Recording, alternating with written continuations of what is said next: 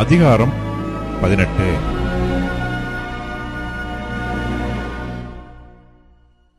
இதற்கு பின்பு தாவீது பெலிஸ்தரை முறியடித்து அவர்களை கீழ்ப்படுத்தி காத் பட்டணத்தையும் அதன் கிராமங்களையும் பெலிஸ்தரின் கையிலிருந்து பிடித்துக் கொண்டான். அவன் மோவாபியரையும் முறிய அடித்ததினால் மோவாபியர் தாவீதை சேவித்து அவனுக்கு காணிக்கைகளை செலுத்தினார்கள். சோபாவின் ராஜாவாகிய ஆதாரேசர் ஐபிராத் நதி அண்டையில் தன் இராணுவத்தை நிறுத்தப் போகிறபோது தாவீது அவனையும் ஆமாத்தின் கிட்டே முறியடித்தான்.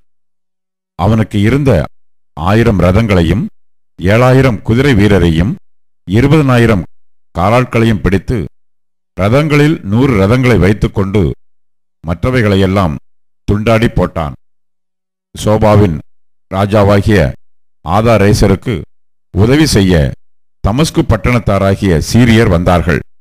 தாவீது சீரியரில் 20000 பேரை வெட்டி போட்டு தமஸ்குவுக்கு அடுத்த சீரியாவிலே தானியங்களை வைத்தான். சீரியர் தாவீதை சேவித்து அவனுக்கு காணிக்கைகளை செலுத்தினார்கள்.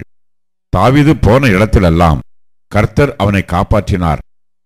ஆதாரேசரின் சேவகருக்கு இருந்த பொன் பரிசைகளை தாவீது எடுத்து அவைகளை எருசலேமுக்கு கொண்டு வந்தான். ஆதாரேசரின் பட்டணங்களாகிய திப்காத்திலும் கூனிலும் இருந்து தாவீது வெகு திரளான வெண்கலத்தையும் எடுத்துக்கொண்டு வந்தான். அதனாலே சாலமோன் வெண்கல கடல் தொட்டியையும் தூண்களையும் வெண்கல தட்டுமுட்டுக்களையும் உண்டாக்கினான்.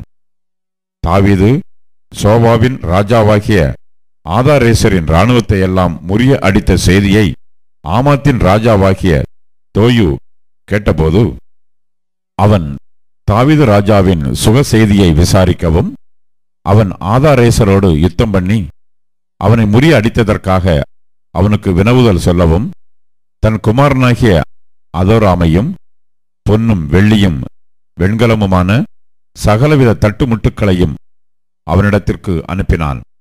ஆதாரேசர் தோயுவின் மேல் யுத்தம் பண்ணுகிறவனாய் இருந்தான்.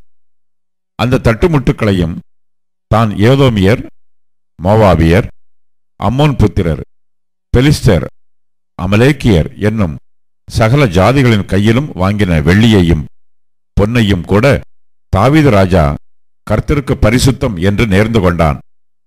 செரியாவின் குமாரன் அபிசாயி உப்பு பள்ளத்தாக்கிலே 18000 ஏதோமியரை முறியடித்தான். ஆகையால் தாவீது ஏதோமிலே தானியம் போட்டான். ஏதோமியர் எல்லாரும் அவனை சேவிக்கிறவர்கள் ஆனார்கள். தாவீது போன இடத்திலெல்லாம் கர்த்தர் அவனை காப்பாற்றினார். தாவீது இஸ்ரவேலையெல்லாம் ஆண்டு தன்னுடைய ஜனத்திற்கெல்லாம் நியாயமும் நீதியும் செய்தான். செரியாவின் குமாரன் யோவாப் இராணுவ தலைவனாயிருந்தான். அகிலூதின் குமாரனாகிய யோசபாத் மந்திரியாயிருந்தான். அகிதூபின் குமாரன் சாதோக்கும் அபியத்தாரின் குமாரன் அபிமெலேக்கும் ஆசாரியராயிருந்தார்கள். சவிஷா சம்பிரதியாயிருந்தான். யோய்தாவின் குமாரன் பெனாயா கிரேத்தியருக்கும் பிலேத்தியருக்கும் தலைவனாயிருந்தான்.